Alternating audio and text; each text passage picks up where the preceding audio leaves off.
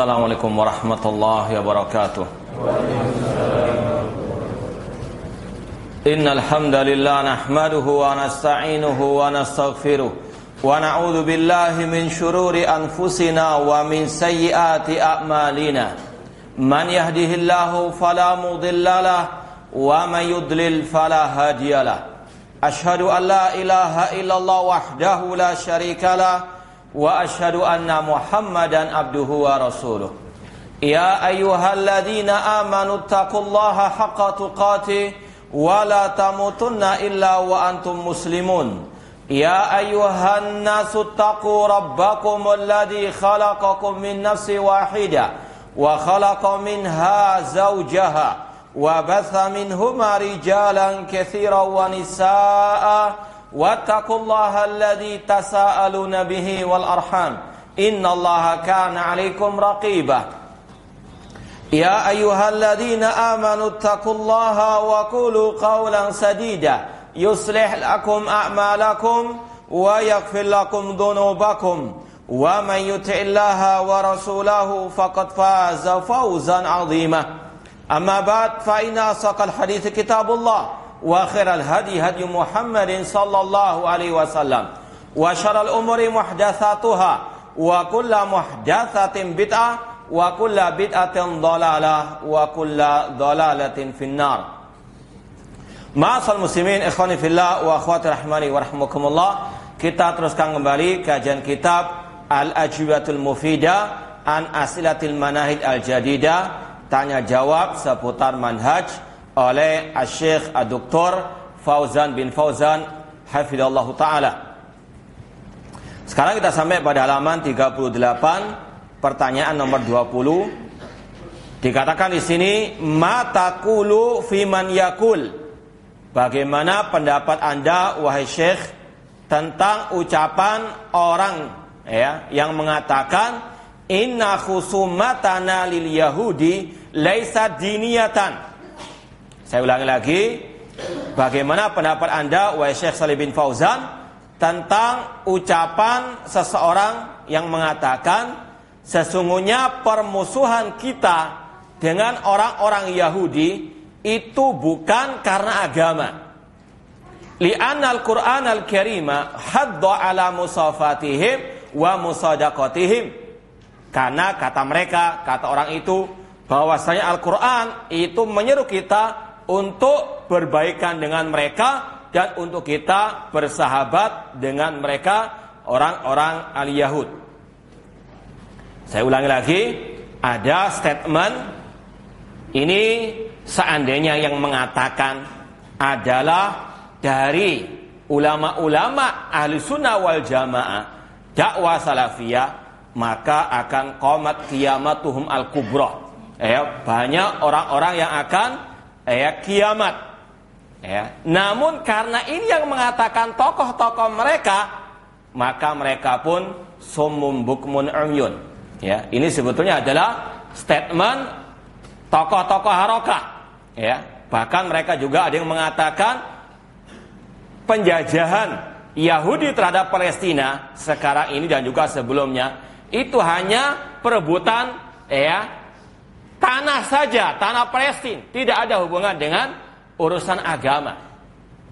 Dan ini sekali lagi adalah ucapan tokoh-tokoh kelompok harokah. Namun mereka pun diam seribu bahasa seolah-olah tidak ada terucap ucapan yang sangat amat mungkar seperti ini, seperti yang akan disampaikan oleh Syekh Shalih bin Fauzan. Namun ketika ada fatwa Syekh Albani tentang masalah hijrah dari Palestina, qomat qiyamatuhum kubra, dituduh Syekh Albani Zionis, antek Yahudi. Orang yang mengatakan permusuhan kita dengan Yahudi, perebutan di Palestina, perebutan tanah, kok nggak dikatakan seperti itu? Naudzubillah min dalik. Inilah seperti yang kita sampaikan dahulu, kalau yang berkaitan dengan Ahlus Sunnah wal Jamaah, ulama-ulama dakwah salafiyah, itu kalau mereka caci maki tidak ada kata-kata muazanah, habis sudah. Antek Yahudi dan seterusnya, naudzubillah min dalik. Namun kalau tokoh-tokoh mereka yang keliru, yang bahkan ucapannya luar biasa, sesatnya, batilnya, bahkan bisa sampai kufur, itu mereka pun apa? Diam 1000 bahasa, kita pun dituduh macam-macam. Ya, inilah ya salah satu kedzaliman, kecurangan mereka, karena mereka telah buta dengan fanatik terhadap tokoh-tokoh tersebut. Ucapan mereka sesatnya bagaimanapun, mereka tetap bela mati-matian. Namun ketika ulama dakwah salafiyah berfatwa yang tidak sesuai dengan hawa nafsu mereka, padahal fatwa tersebut didasari oleh dalil Al-Quran dan Sunnah Rasulullah SAW, tidak sama sekali bertentangan dengan ayat ataupun hadis, mereka pun apa? Karena tidak cocok dengan hawa nafsu mereka, keluar ucapan-ucapan yang sangat amat luar biasa kejinya. Namun inilah kebiasaan mereka. Intinya sekarang di sini ada ucapan tokoh Harokah yang mengatakan permusuhan kita dengan Yahudi bukan urusan agama, karena Al-Quran menganjurkan untuk kita bersahabat, bergandeng tangan dengan mereka. Dan ini juga banyak dilontarkan oleh tokoh-tokoh yang juga dinyatakan sebagai tokoh agama di negeri kita ini. Kemudian dijawab oleh Syekh Shalih bin Fauzan, hadal kalamu fihi khalatun wa tadlin. Ucapan ini ada bentuk penyesatan dan bentuk pencampur adukan antara hak dengan yang batil. Al-Yahud kufar, orang Yahudi adalah orang-orang kafir. Kalau bahasa halusnya apa? Non-muslim, ya. Namun ini bahasa Al-Quran, Al-Yahud kufar. Tidak perlu untuk kita apa? Takut mengatakan hal seperti ini, karena ini istilah Al-Quran. Naudzubillah min dalik. Seperti yang kita sampaikan, sekarang ini sudah ada model Islam fobia. Istilah-istilah Al-Quran sudah dianggap fobi, sudah dianggap suatu yang sangat amat radikal. Naudzubillah min dalik. Kalau kita nggak berpegang teguh dengan Al-Quran, mau berpegang teguh dengan apa? Kalau kita sudah membuang istilah Al-Quran, naudzubillah min dalik. Al-Yahud kufar. Kita katakan orang-orang Yahudi adalah orang-orang kafir. Wa qad kaffarahumullahu ta'ala wa la'anahum. Allah mengkafirkan mereka dan Allah melaknat mereka. Dan kita juga mendoakan pada hari-hari seperti ini, semoga Allah membinasakan orang-orang Yahudi di Palestina, dan semoga Allah membinasakan semua orang-orang kafir yang mereka menjajah negeri-negeri kaum muslimin. Kemudian kata beliau, wa kaffarahum Rasul sallallahu wa la'anahum. Rasul pun mengkafirkan mereka dan melaknat mereka. Meskipun sekarang ini kerasa bahasa ini kasar, radikal, kafir, dilaknat, luar biasa. Namun ini Allah yang mengatakan. Allah mengatakan dalam surat Al-Maidah ayat 78, lu'inal ladzina kafaru min bani Israila ala lisani Dawud wa Isa bin Maryam dzalika bima saw kanu ya'tadun. Dilaknat orang-orang kafir dari Bani Israel, yaitu orang-orang Yahud, dilaknat oleh Allah Subhanahu wa taala. Ini adalah kecaman dari Al-Qur'an terhadap orang Yahudi. Sebagian orang yang mengatakan Yahudi dan kaum muslimin itu satu saudara seagama samawi. Ini sekali lagi adalah talbis, penipuan massal. Ini adalah penyesatan terhadap umat. Mereka mungkin kadang membawa ayat-ayat yang dipotong-potong atau mengambil sebagian, yakfuruna bi ba'din wa yu'minuna bi ba'din.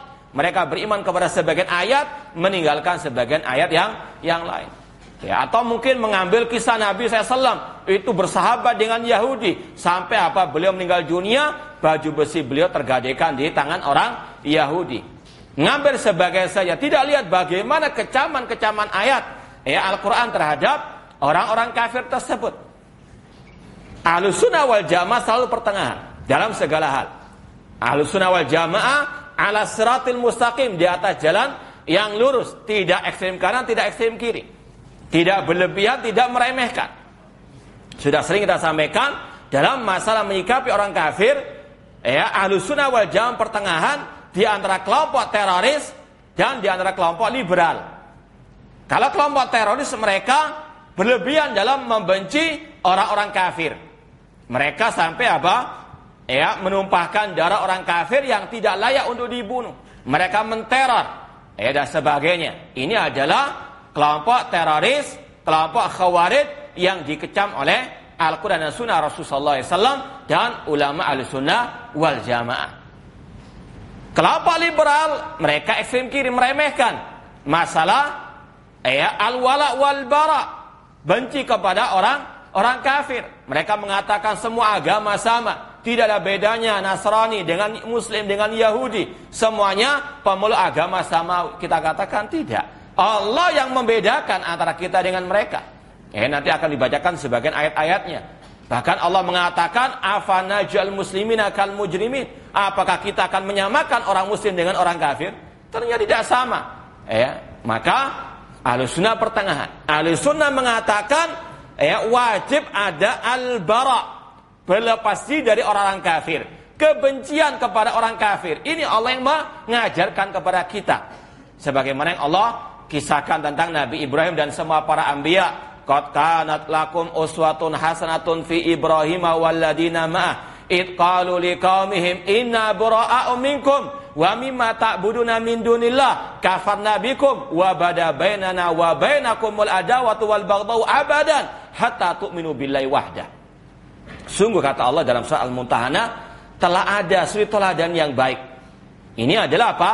Perintah dari Allah untuk kita meneladani siapa? Meneladani Nabi Ibrahim walladina ma'ahu dan para nabi-nabi yang bersama beliau. Id qalu liqaumihim, ketika mereka mengatakan kepada kaum mereka, inna bura'u minkum wa mimma ta'buduna min dunillah, kami berlepas diri dari kalian dan yang disembah selain Allah Subhanahu wa taala. Kami berlepas diri daripada kalian wahai orang-orang kafir dan apa yang kalian sembah selain Allah Subhanahu wa taala. Inna bura'u minkum wa mimma ta'buduna min dunillah kafarna bikum. Kami mengkufuri apa yang kalian sembah selain Allah Subhanahu wa taala dan telah nampak permusuhan antara kami dan kalian selama-lamanya sampai kalian beriman kepada Allah saja. Ini permusuhan kita dengan orang kafir, dengan orang Yahudi karena agama, karena iman, karena akidah, bukan karena perebutan tanah. Ini yang Allah katakan. Ini adalah apa? Kewajiban kita berlepas diri dari orang-orang kufar, siapapun orang kafir tersebut. Akan tetapi tidak boleh kebablas, tidak boleh ekstrem, tidak boleh berlebihan seperti orang-orang teroris yang mereka menfatwakan semua orang kafir halal darahnya. Ini menyelisihi sabda Rasul, man qatala mu'ahadan lam yarah rayatal jannah. Barang siapa membunuh orang kafir mu'ahad, maka dia tidak mencium bau surga. Man qatala ahla dhimmatina lam yarah rayatal jannah. Barang siapa membunuh orang kafir zimmi, dia tidak mencium bau surga. Tidak semua orang kafir berhak untuk apa? Dibunuh. Bahkan dalam Al-Quran, dalam surat Al-Mumtahanah juga, setelah Allah menyebutkan wajibnya benci, berlepas diri dari orang kafir, Allah mengatakan, la yanhakumullahu anil ladina lam yuqatilukum fid din wa lam yukhrijukum min diyarikum antabaruhum wa tuqsitu ilaihim innallaha yuhibbul muqsitin. Allah tidak melarang kalian untuk berbuat baik, berbuat adil kepada orang kafir yang tidak memerangi kalian, yang tidak mengusir kalian dari rumah kalian. Sesungguhnya Allah cinta kepada orang yang berbuat keadilan. Ini pertengahan Islam. Benci harus ada karena mereka mengkufuri Allah. Cuma jangan apa? Berlebihan. Dalam urusan akidah, urusan agama, la a'budu ma ta'budun.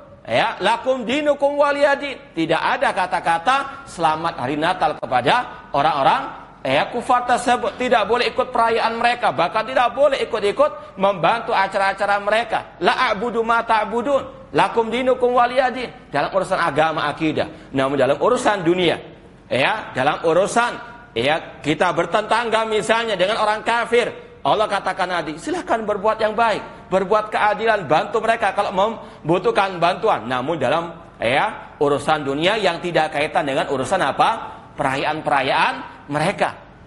Bagaimana Ustaz kalau kita menyumbang perayaan mereka makanan? Kan urusan dunia. Iya, makanya urusan dunia perayaannya mereka. Jadi harus kita membedakan. Dalam urusan akidah, urusan agama harus ada ketegasan. Asyidda 'alal kuffar, keras tegas kepada orang kafir. Dalam urusan apa?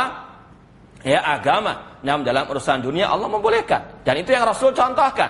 Jadi kelompok liberal mengambil sebagian, kelompok teroris mengambil sebagian dalil. Ahlussunnah menggabungkan keduanya. Dalam urusan akidah, ada al-bara, berlepas diri, benci kepada orang kafir.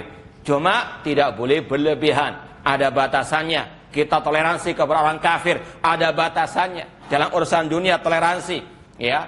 Kalau antum hutang harus membayar kepada orang kafir. Punya tetangga orang kafir dihormati, nggak boleh diganggu. Ya, bahkan Allah mengatakan wa in ahadun minal musyrikina istajaraka fa'ajiru hatta yasma'a kalam Allah. Apabila ada orang musyrikin minta tolong untuk engkau melindunginya, lindungi dia sampai dia mendengarkan kalam Allah. Ini adalah Islam, toleransi dengan semua agama, cuma ada batasannya. Ya, bukan Islam liberal, bukan Islam khawarij teroris.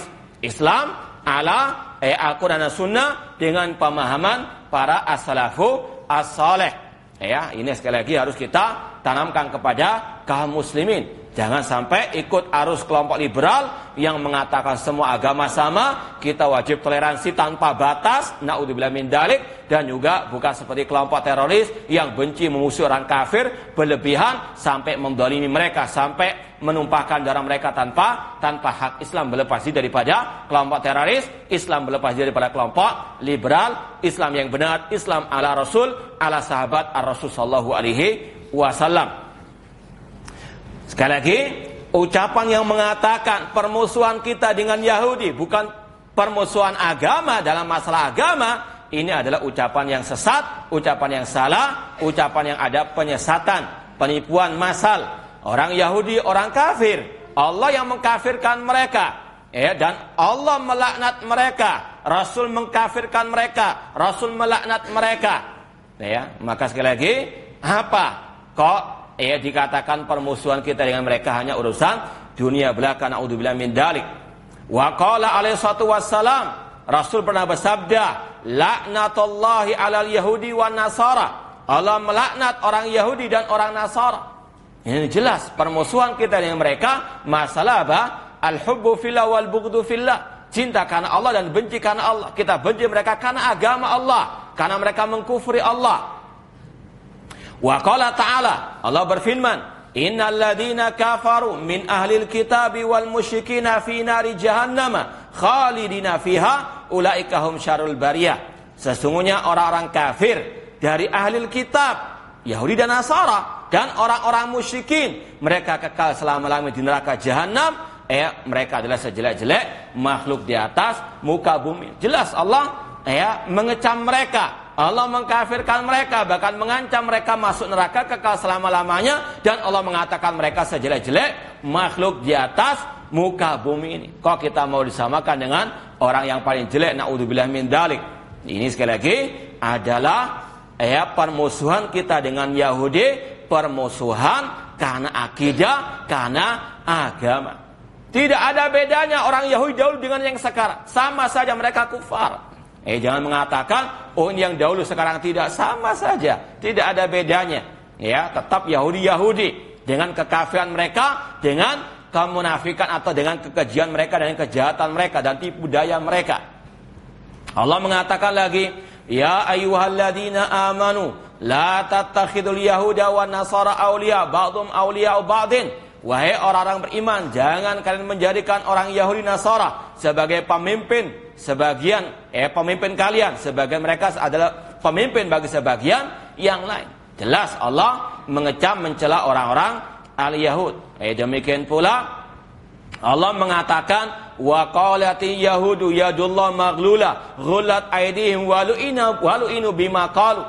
Orang-orang Yahudi mengatakan tangan Allah itu terbelenggu, padahal tangan Allah itu terbentang. Lu'inu bima qalu. Mereka dilaknat atas ucapan mereka. Banyak sekali ayat-ayat yang menyatakan bahwasanya wajib kita membenci orang-orang al-Yahud dan orang-orang kufar. Cuma sekali lagi, semua ada batasannya, semua ada aturan mainnya. Tidak boleh berlebihan seperti kelompok teroris, tidak boleh meremehkan seperti orang-orang liberal. Kemudian kata beliau, fa'adawatuna lahum diniyatun. Permusuhan kita dengan mereka urusan agama. Apalagi Allah mengatakan walan tardo ankal yahudu walan nasara hatta tattabi'a millatahum. Tidakkah ridho orang Yahudi dan Nasara sampai kalian umat Islam mengikuti ajaran mereka? Bukan segera merampas harta kalian, namun apa? Sampai kalian mengikuti ajaran mereka. Ini permusuhan asal agama atau dunia? Agama jelas. Hatta tattabi'a millatahum, sampai kalian mengikuti ajaran mereka. Ya, maka sungguh salah, sesat orang yang mengatakan permusuhan kita dengan Yahudi, permusuhan urusan dunia. Wala yajuzu lana musadaqatuhum, tidak boleh bersahabat dengan mereka. Ya, bersahabat dalam artian betul-betul menjadikan mereka sebagai teman sejati. Na'udzubillah min dzalik, apalagi dengan alasan semua agama sama. Ini adalah suatu yang salah. Meskipun bukan berarti kita nggak boleh berbisnis dengan mereka, bukan berarti kita nggak boleh bertetangga dengan mereka. Silakan, seperti yang Rasul contohkan. Cuma dalam urusan agama, urusan akidah, lakum dinukum waliyadin, ada ketegasan. Sebagaimana Rasul praktekkan. Tidak pernah Rasul mengucapkan ucapan selamat perayaan mereka. Rasul nggak pernah ikut nimbrung perayaan mereka. Namun Rasul tetap bermuamalah dengan mereka dengan cara yang baik. Sampai Rasul meninggal, baju besi beliau ada di tangan orang Yahudi. Artinya sekali lagi dalam urusan dunia harus kita berbuat baik, apalagi dengan niat untuk mendakwahi mereka. Cuma jangan sampai kita ada rasa cinta kepada mereka. Bahkan ulama ketika menyusun 10 pembatal keislaman menyatakan man lam yukaffir al-musyrikin aw syakka fi kufrihim aw sahaha madhabahum faqad kafara. Barang siapa yang tidak mengkafirkan orang-orang yang musyrikin, yaitu non-muslim, yang tidak mengkafirkan mereka atau ragu tentang kekafiran mereka atau bahkan membenarkan ajaran mereka, maka dia telah kafir, murtad dari al-Islam. Karena apa? Islam mengajarkan bahwasanya selain yang masuk ke dalam Islam adalah kufar, yang tidak mau mengucapkan 2 kalimat syahadat itu kufar. Ini sekali lagi keyakinan yang harus apapun celah, dibully sebagainya, dikatakan radikal militan, kita tidak pedulikan. Ini adalah perintah Allah dalam Al-Quran. Allah yang menganjurkan kita mengkafirkan mereka. Kalau mereka ribut, ini kata-kata kafir, kasar dan sebagainya. Kalau mereka nggak mau kata-kata kafir, dia masuk Islam. Selesai masalah. Nggak kata kita nggak mengatakan kafir lagi. Cuma ini sekali lagi, orang-orang liberal yang sudah menyusupkan virus-virus mereka kepada sebagian kaum muslimin. Wala mahabbatuhum, tidak boleh kita mencintai mereka. Harus ada al-baghdha, harus ada al-bughdu fillah, benci karena Allah. Orang yang berbuat maksiat saja, kita wajib harus ada kebencian kepada maksiatnya. Insya Allah orang yang masih hatinya bersih, meskipun nggak tahu ilmu, kelihatan orang jahat saja, perampok saja, pasti ada benci. Betul enggak? Apalagi kepada orang yang mengkufuri Allah Subhanahu wa taala. Maka sudah tabiat manusia yang yang baik benci kepada orang yang jahat, kepada yang jelek. Bukan hanya jelek dalam masalah maksiat, apalagi masalah al-aqidah. Ini intinya sekali lagi bahwasanya kalau pelaku maksiat saja harus ada al-bara, apalagi yang berbuat kekafiran. Ini apalagi yang sudah keluar dari agama Allah Subhanahu wa taala. Li'anal Qur'an nahana an dzalik. Al-Qur'an melarang kita untuk menjadikan mereka sebagai teman dekat, sebagai sahabat karib. Namun bedakan antara sahabat karib dengan sekedar kita berdagang, kita bermuamalah dengan mereka, tidak ada masalah. Cuma jangan sampai kita curhatnya kepada mereka, kita pergi dan keluar bersama mereka, kemana-mana bersama mereka. Dalam artian ada kecintaan, ada rasa persahabatan yang sangat dekat. Na'udzubillah min dzalik. Ini akan mewariskan kecintaan nantinya kepada mereka. Ini dilarang oleh Al-Quran dan Sunnah Rasulullah SAW. Rasul mengatakan, awsaqul iman al-hubbu fillah wal bughdu fillah. Sekuat-kuat tali keimanan Di antara konsekuensi kita beriman kepada Allah harus ada cinta karena Allah, benci karena Allah Subhanahu wa taala.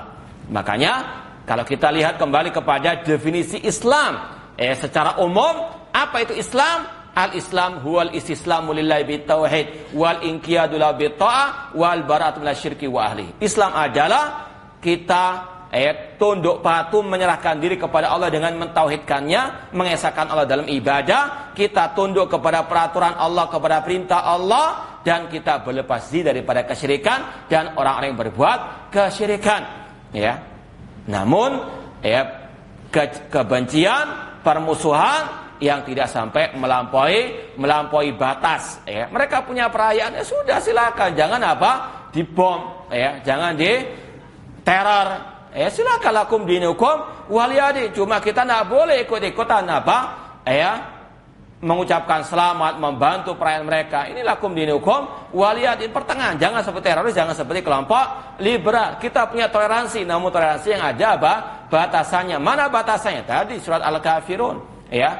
Kita punya kebencian, namun ada batasannya. Mana batasannya? Tadi la yanhakumullahu 'anil ladzina lam yuqatilukum fid din. Kita dibolehkan berbuat baik kepada mereka. Rasul mengancam orang yang membunuh mereka tanpa hak, tidak bisa mencium bau surga. Ini batasannya. Tidak kebablas ataupun berlebih-lebihan.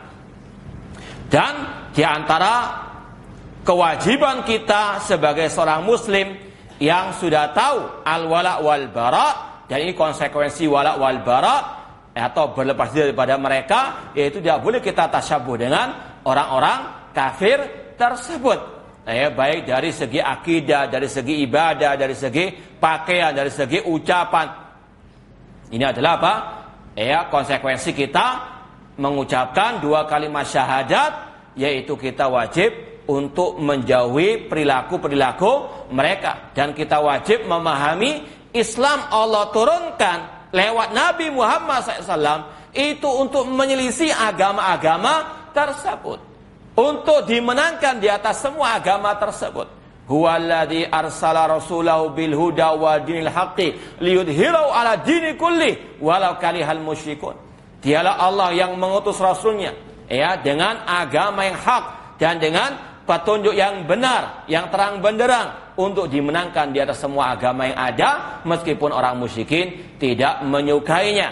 Ini Islam, tidak untuk mengekor kepada orang Yahudi, tidak untuk mengekor kepada orang An-Nasara. Dan kalau kita lihat bagaimana firman Allah dan sabda Rasul memerintahkan kita untuk tidak mengikuti langkah-langkah orang-orang tersebut. Bahkan setiap hari kita disuruh oleh Allah untuk mengikrarkan kita ini harus jauh dari Yahudi dan orang Nasara. Jauh dari agama mereka, perilaku mereka, keyakinan mereka atau akhlak mereka. Yaitu dalam Al-Fatihah. Ihdinas siratal mustaqim. Ya Allah, tunjukkanlah kami ke jalan yang lurus. Siratal ladzina an'amta alaihim ghairil maghdubi alaihim, yaitu jalan orang-orang yang engkau beri nikmat atas mereka dan bukan jalannya orang yang engkau murkai. Rasul mentafsirkan sendiri, yang Allah murkai adalah orang Yahudi. Kita minta kepada Allah akan dijauhkan dari ajaran Yahud. Waladdallin, dan bukan jalannya orang yang sesat, kata Rasul, yaitu orang Nasara. Islam datang untuk menyelisih Yahudi, untuk menyelisih An-Nasara. Meskipun sangat disayangkan, umat Islam justru mengekor kepada Yahudi, kepada An-Nasara, bukan hanya dalam segi akhlak perilaku saja, namun bahkan dalam segi al-aqidah. Orang Yahudi, Nasara, orang Yahudi kata Allah, Yahudi menjadikan Uzair sebagai, atau menjadikan mereka sebagai anak Allah, menjadikannya sebagai anak Allah. Mereka orang Nasara menjadikan Isa sebagai anak Allah. Orang-orang Muslim ada yang nyamakan sebagai makhluk dengan Allah Subhanahu wa taala, dan seterusnya. Dalam masalah akidah, banyak kaum muslimin mengikuti langkah-langkah orang-orang Yahudi ataupun An-Nasara. Naudzubillah min dzalik. Makanya harus ditekankan lagi, Islam datang untuk menyelisih Yahudi, orang Nasara, dan itu yang kita setiap hari minta kepada Allah. Ya Allah, jauhkan kami dari jalannya orang Yahudi, jalan orang-orang An-Nasara. Ya, kok kita malah ikut-ikutan perayaan mereka, naudzubillah min dzalik. Padahal tiap hari kita minta kepada Allah hidayah, jangan sampai mengikuti ajaran mereka. Allah juga mengatakan wala yakunu kalladzina utul kitab, dan janganlah orang-orang beriman mengikuti ahli kitab. Jelas perintah untuk menjauhi ajaran-ajaran mereka ataupun perayaan-perayaan mereka. Demikian pula Rasul banyak menegaskan dalam hadis-hadis yang sahih, Islam datang untuk menyelisih mereka. Ya, baik dalam dalil yang umum ataupun dalil yang khusus. Rasul mengatakan khaliful yahud, auful liha wa jazus syawarib. Selisihlah orang-orang Yahudi. Peliharalah jenggot dan cukurlah kumis. Demikian pula Rasul mengatakan sallu fi ni'alikum fa innal yahud la yusalluna fi ni'ali wala khifafihim. Salatlah dengan sandal-sandal kalian, karena orang-orang Yahudi mereka tidak salat dengan sandal ataupun sepatu mereka. Ya, artinya boleh misalnya kita di tengah hutan misalnya mau salat berjamaah, kita salat dengan memakai sepatu yang tidak najis tentunya. Dan sudah kita belajar tentang masalah bagaimana berwudu dengan al-khuf. Ini ada dalam Islam. Ini untuk apa? Menyelisih orang-orang al-Yahud. Orang Yahudi kata Rasul tidak mau istilahnya menyemir rambutnya yang telah beruban. Maka Rasulullah semirlah. Namun janibu sawat, jauhkanlah dari warna hitam. Karena orang Yahudi tidak mau menyemir rambut-rambut mereka. Ini semuanya kata para ulama, Rasul sampaikan untuk kita memahami, meyakini Islam datang menyelisih semua agama tersebut dan untuk dimenangkan di atas semua agama tersebut. Dan semoga Allah memenangkan kaum muslimin atas orang-orang al-kufar. Harus kita yakin memang kaum muslimin akan menang atas orang-orang al-kufar. Sebagaimana dalam Sahih Bukhari, la taqumus saa'ah hatta yuqatilal muslimul al-yahud. Tidak akan tegak hari kiamat sampai kaum muslimin memerangi orang Yahud. Ini suatu kepastian yang pasti akan datang. Cuma jangan pakai meramal-meramal. Tahun 2020, 2030 ini justru akan menunda kemenangan kaum muslimin. Karena tidak akan mungkin Allah menolong kaum muslimin kalau kaum muslimin dari peramal. Kalau kaum muslimin menjadi orang-orang yang sok tahu yang gaib, naudzubillah min dzalik. Tugas kita berusaha untuk menjadi orang yang menolong agama Allah, menjadi Abdullah, menjadi muslim yang sebenarnya. Seperti dalam hadis tadi, Rasul mengatakan fayaktulahumul muslimun. Orang-orang muslimin akan membunuh orang-orang Yahudi. Fayaktabil Yahudi min waril hajar wasyajar. Sampai orang-orang Yahudi lari tunggang langgang bersembunyi di balik bebatuan pepohonan. Dan semua bebatuan pepohonan mengatakan, ya Abdullah, ya Muslim, ta'al, hada Yahudi, warai faktulhu. Semua pepohonan, semua bebatuan. Kita harus yakin. Allah ala kulli syai'in qadir. Maha kuasa menjadikan bebatuan, menjadikan pepohonan berbicara. Allah ala kulli syai'in qadir. Di sini adalah salah satu sifat orang yang memenangkan perang dengan Yahudi, yang membenarkan semua firman Allah. Sabda Rasulullah SAW meskipun akal tidak menerimanya. Harus ditundukkan dengan nas tersebut. Kata pepohonan bebatuan, ya Abdullah. Kata para ulama ini, orang-orang yang akan memenangkan perang terhadap orang Yahudi, yaitu orang-orang yang betul-betul menghambakan dirinya kepada Allah. Ya'budunani, yang beribadah hanya kepadaku saja, kata Allah. La yusyrikuna bi syai'an, yang tidak berbuat syirik. Ini yang akan menangkan perangan. Wah, ya Abdullah, wahai Abdullah, hamba Allah yang bertauhid kepada Allah, yang tunduk kepada syariat Allah. Ya Muslim, wahai Muslim yang sejati. Bukan Muslim KTP, bukan Muslim muslimat. Namun betul-betul Muslim yang mengamalkan Islam tadi. Al-istislam lillahi bitauhid wal inqiyadu lahu bitta'ah wal bara'atu minasyirki wa alihi. Kata pepohonan bebatuan, wahai Abdullah, wahai Muslim, di belakangku ada orang Yahudi, uqtulhu, bunuh dia. Ilal gharqat, kecuali pohon gharqat. Ini adalah kepastian yang pasti akan datang. Cuma kapannya, wallahu a'lam. Sekali lagi jangan suka meramal. Bukan jangan suka, sekalipun tidak boleh, haram. Nah, karena memang pada saat-saat sekarang ini banyak ramal-ramalan. Bukan hanya dukun-dukun itu, namun juga para dai-dai yang sudah putus asa meramal ini dan itu, padahal ini sesuatu yang sangat dimurkai Allah Subhanahu wa taala. Naudzubillah min dzalik. Tugas kita tadi menjadi Abdullah yang sesungguhnya, menjadi muslim yang sesungguhnya, agar kita bisa mengalahkan orang-orang al-Yahud. Kemudian kita masuk kepada pertanyaan ke-21. Hal tara qira'at as-suhuf wal majallat fil masjidi min babi inkari ma fiha minal munkar wa bayanihi linnas liyahdaru jaizan.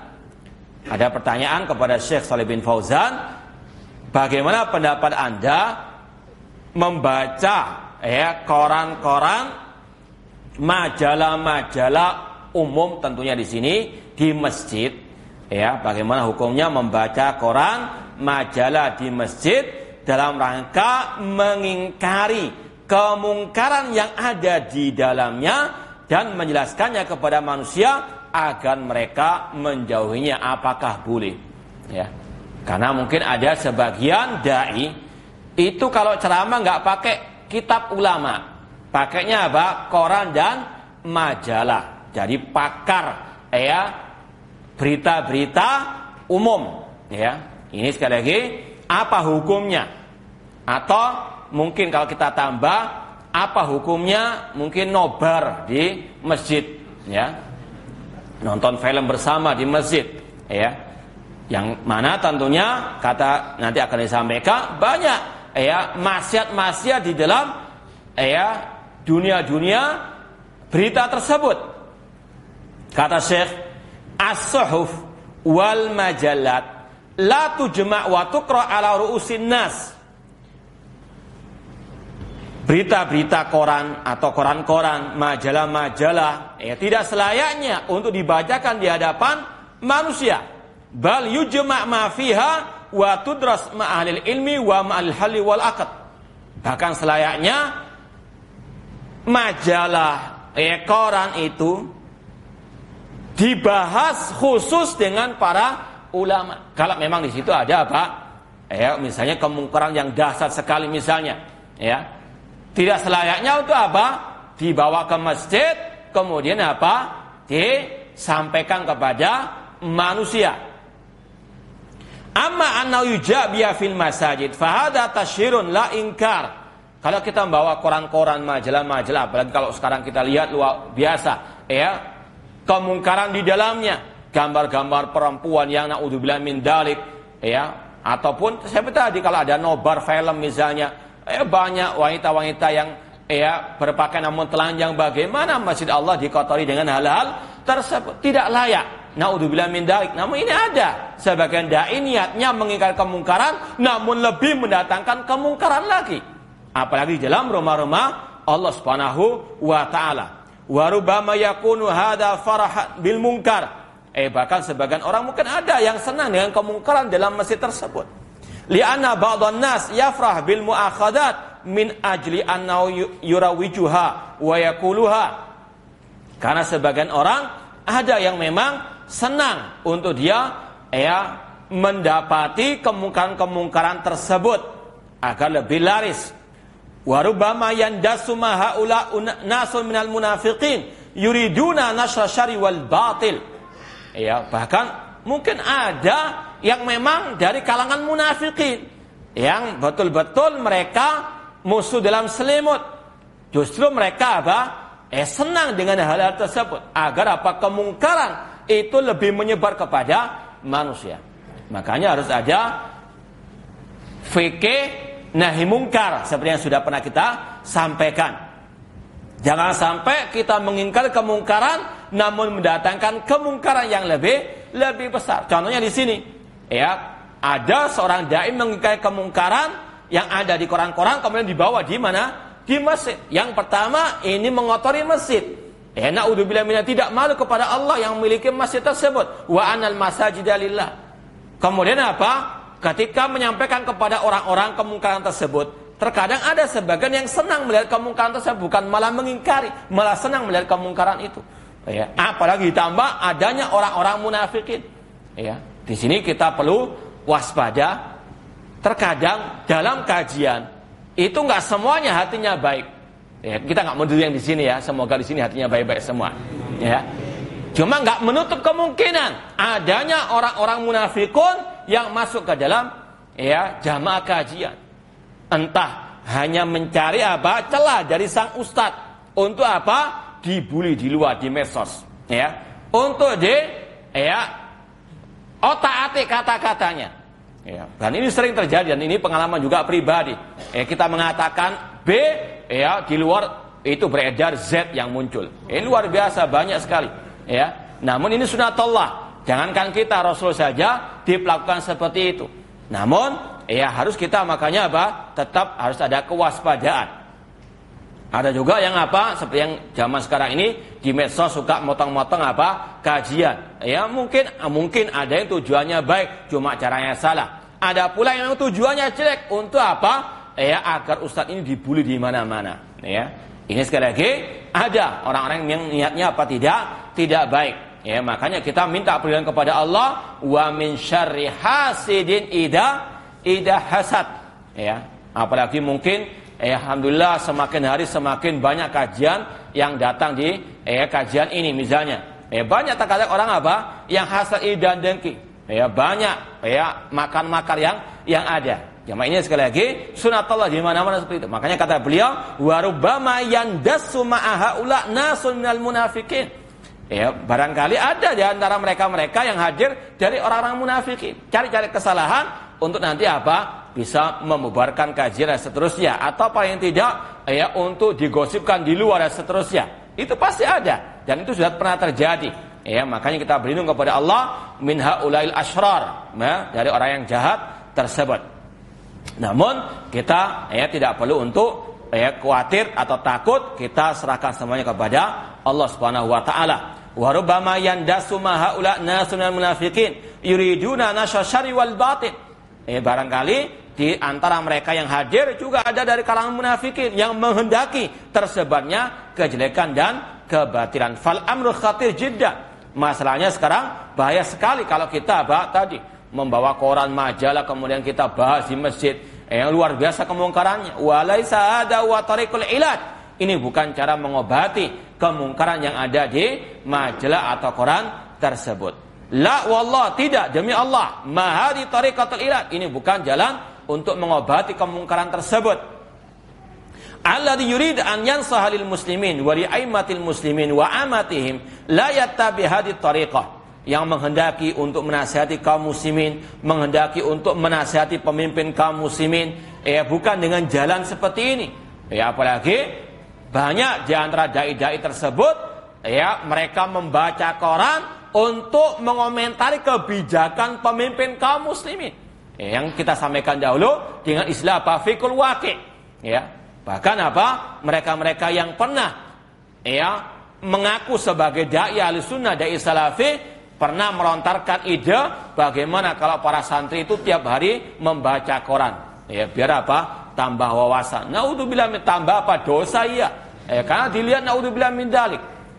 Nah, ini ada orang-orang yang punya pemikiran seperti itu, harus tahu fikul waqi', fikih realita, membaca Quran dan sebagainya, dan dia tujuannya untuk terus tiap hari mengomentari kebijakan pemimpin, ini salah, ini keliru, ini kufur dan seterusnya. Untuk menanamkan kebencian kepada pemimpin kaum muslimin. Dan ini salah satu yang sudah pernah kita sampaikan, ciri khas kelompok harokah. Naudzubillah min dzalik. Namun ini sudah menyusul kepada sebagian yang menamakan dirinya sebagai dai salafi. Naudzubillah min dzalik.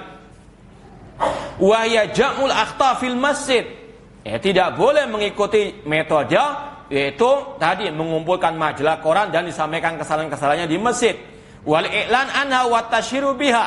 Dan mempromosikan majalah dan koran-koran tersebut. Hada syai'un yujri'u 'alal batil. Bahkan ini lebih akan menyebarkan kebatilan tersebut.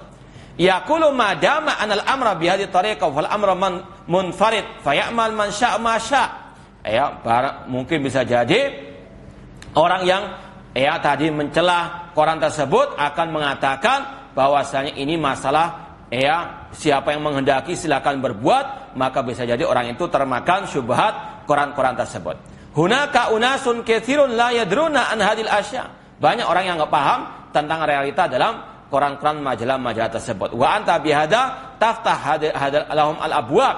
engkau dengan ini bisa membuka pintu-pintu kesesatan bagi orang-orang awam tersebut. Atau contoh yang lain juga kata para ulama, ada misalnya seorang yang dia nggak dikenal sama sekali di tengah kaum muslimin, ya. Cuma dia cari sensasi, membantah, ya. Kan ini banyak apalagi zaman medsos sekarang. Kalau mau terkenal gampang sudah, ya. Sehingga selfie sendiri, ngomong yang ngalor ngidul, ngomong yang segitulah. Kata orang Arab, khalif tu'raf, buat sensasi engkau akan terkenal. Misalnya ada seseorang yang dia jahil, tidak paham apa-apa dan seterusnya. Dia membantah kita, jangan dibantah. Karena dengan membantah orang jahil seperti ini kadang terkadang justru akan menjadikan dia besar. Yang dulunya dia tidak dikenal, yang dulunya dia tidak dikenal, dia ditenggelam di dalam kubangan lumpur. Kalau kita bantah, namanya akan akan naik. Makanya kata Imam Syafi'i, idza nataqa safi fala tujibhu. Kalau ada orang yang bodoh, yang dungu, yang pandir itu mengata-ngataimu, mencaci makimu, membantahmu, fala tujibhu, jangan dijawab. Fakhrin min ijabati as-sukut, sebaik-baik jawaban bagi orang tersebut kita diamkan. Karena kalau kita bantah, ini nanti akan membesarkan namanya, akan menjadi-jadi. Karena semakin tergapai cita-citanya. Maka kita katakan kul mutu bi ghairikum, matilah dengan kemurkaan kalian. Terkadang ada membantah itu ada kaidahnya. Seperti tadi, kalau memang orang ini nggak layak dibantah, jahil, ngomongnya ngalur ngidul, atau dia lagi kesurupan, jangan dibantah sudah. Diruqyah saja. Nah, jadi tidak semua orang yang membantah, mengkritik kita bantah. Kita lihat ilmiah atau tidak, ada masalahnya atau tidak, dan seterusnya. Wa tukhbirum an asya hum anha ghafilun. Atau kalau kita misalnya membantah mereka, kita lihat nanti orang-orang akan penasaran, lihat ke situsnya dia, lihat kepada kitab-kitabnya dia yang penuh dengan kesesatan, maka kita justru akan membuka kesesatan bagi orang-orang awam. Nah, maka kita pilih dan pisahkan. Hum anha ghafilun ala wa ala ma fihi dalika min mafasid. Kemudian masih ada kaitan dengan hal ini juga, poin ke-22. Tinggal berapa menit? 5. Enggak apa-apa, masih ada waktu 5 menit, kita tambahkan lagi, masih ada kaitan dengan pertanyaan 21. Idza kanat hunaka akhta fi jarida ala nunkir 'alaiha wa nubayyin amraha linnas. Apabila ada kesalahan di koran, apakah boleh kita mengingkarinya, menjelaskannya kepada manusia? Kata Syekh, akhtaul jara'id wa hatal akhtarati min afradin nas mu'alajatuha laysat fil masajid. Kesalahan-kesalahan yang ada di koran, bahkan kesalahan yang ada di sebagian orang, cara mengobatinya tidak harus di masjid, bukan di masjid. Wala alal manabir, tidak pula di atas mimbar. Lakin law qala fil masjid, namun kalau ada orang yang kesalahannya di masjid, au fil khutbah, atau di khutbah, ma balu aqwamin yaf'aluna kada wa kada min duni ta'yin. Atau dikatakan di sini, kalau seandainya diingkari di masjid atau di khutbah, itu mungkin dengan metode yang pertama, tidak menyebutkan namanya. Ini juga salah satu metode ulama ketika membantah. Kalau dirasa, kalau disebutkan namanya tadi semakin besar kepala dia, nggak usah disebutkan nama orang itu, cukup disebutkan kesalahannya saja. Sebagaimana Rasul terkadang mengatakan kepada sebagian para sahabat, mengapa sebagian orang berbuat demikian, mengingkari tanpa menyebutkan nama. Jadi dalam membantah, mengkritik, itu ulama ada beberapa metode. Dan ini yang dilakukan oleh ulama salaf. Ada yang langsung menyebut nama. Seperti misalnya ada kitab karangan Imam Ahmad atau Imam Darimi, Raddud Darimi ala Bishr al-Marisi, bantahan Imam Darimi terhadap Bishr al-Marisi. Ini langsung disebutkan namanya. Dan ini banyak sekali ulama-ulama yang seperti sudah kita sampaikan. Imam Ahmad membantah Husain al-Qarabisi dan seterusnya. Kemudian ada metode ulama yang menyebutkan istilah si fulan lah, fulan. Jadi disebutkan nama sebenarnya. Ada pula yang menyebutkan dari kesalahannya saja tanpa disebutkan nama orang tersebut. Jadi ini termasuk metode bantahan. Jadi kita harus pertengahan. Kalau memang perlu disebutkan namanya, kita sebutkan namanya. Kalau tidak perlu atau bahkan mendatangkan kemudaratan, tidak perlu disebutkan namanya. Cuma jangan kita nggak mau sama sekali. Ini tidak sesuai dengan jalannya para salafus as-saleh. Jadi salafus saleh itu menggabungkan ketiga metode tersebut. Terkadang dengan menyebut nama langsung, terkadang hanya menyebut apa istilahnya itu? Inisial, ya, ataupun ya tadi si fulan, ya, atau menyebutkan kesalahannya saya tanpa menyebutkan orangnya. Ya, jadi ini adalah semua metode yang hak yang pernah dilakukan oleh para salafus saleh. Jangan sampai kita fobi, ya, sedikit disebut nama tokoh, wah, kiamat kubro, ya. Padahal dengan bukti, dengan ilmiah. Kalau memang nggak diterima, bantah, ya, jelaskan apa kesalahannya. Jangan hanya menyebut ini fulan membantah si fulan. Kalau memang ilmiah, kalau memang betul, ulama salaf mencontohkan, dan kita mencontoh ulama as-salaf. Ya, jadi sekali lagi, kata Syekh Shalih bin Fauzan, kalaupun orang itu membantah, terkadang boleh di masjid, namun mungkin dengan mengatakan mengapa orang-orang itu berbuat demikian atau mengatakan demikian dibantah. Min duni ta'yin, tanpa disebut namanya. Kama kana Nabi SAW yaf'al, seperti Nabi SAW melakukan hal tersebut. Karena hasanan ini juga baik. Li'annahu maslahat bila mafsadah. Ini mendatangkan maslahat, tidak mendatangkan kerusakan. Cuma jangan sampai kita mengambil sepotong ini saja. Oh, itu Nabi nggak pernah menyebut nama. Kata siapa? Nabi SAW ketika menegur Mu'ad bin Jabal langsung, afatan antaya Mu'ad. Disebut namanya tadi enggak? Wahai Mu'ad, apakah engkau membuat fitnah? Disebut namanya oleh siapa? Rasulullah sallallahu alaihi wasallam. Dan dalam kisah hadis bagaimana Dzulkhuwaisir At-Tamimi memprotes Nabi, disebutkan namanya oleh para perawi. Intinya harus pertengahan. Jangan terus nggak pernah menyebut namanya. Padahal umat perlu disebutkan nama penyesat tersebut. Ya. Dan juga tidak selalu menyebut nama tersebut tanpa menyebutkan kesalahannya. Contoh kita pernah duduk dengan Syekh Abdul Muhsin Al-Abbad Al-Badr hafizahullah taala di kajian kitab Sunan Abi Dawud, kitab Sunan Tirmidzi. Beliau memang secara asal selalu memberikan taksil ilmu, memondasi para jemaah dengan ilmu. Terutama tadi Sunan Abi Dawud. Namun suatu saat ketika beliau perlu menyebutkan tokoh penyesat umat, beliau sebutkan namanya. Artinya kita seperti tadi, jangan ekstrem kanan, ekstrem kiri. Nggak mau menyebut nama sama sekali, alergi sama sekali, bahkan mengatakan nggak boleh berghibah. Ini batil. Namun juga jangan setiap hari menyebut nama sang tokoh tersebut, nanti akhirnya malah dicintai. Pertengahan. Kalau memang saatnya diperlukan disebutkan. Kalau nggak diperlukan ya sudah, jangan terus disebutkan. Intinya menggabungkan antara dua hal. Tasril ilmi, kita ingin memondasi umat dengan ilmu. Namun di antara tasril ilmu tersebut adalah dengan mentahdir sekelompok dai-dai penyesat umat. Jadi tidak boleh ekstrem kanan, ekstrem kiri dalam segala hal.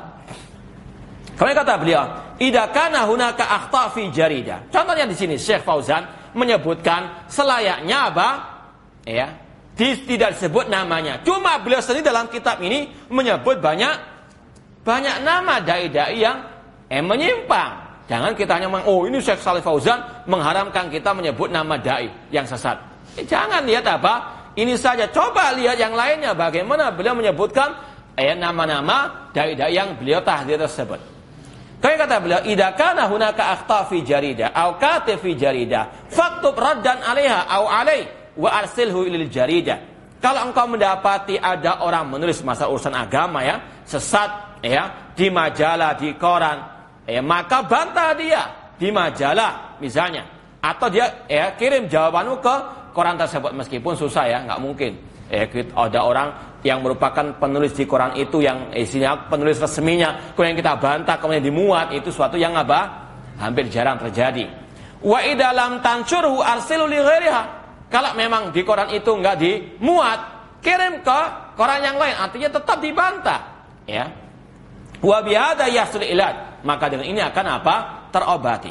Amma annaka tajma' jara'id wa ta'ti biha lil masjid aw lil khutbah wa taqra'uha 'alal mimbar, hadza ma'na tadrisun nas turuqus syarr.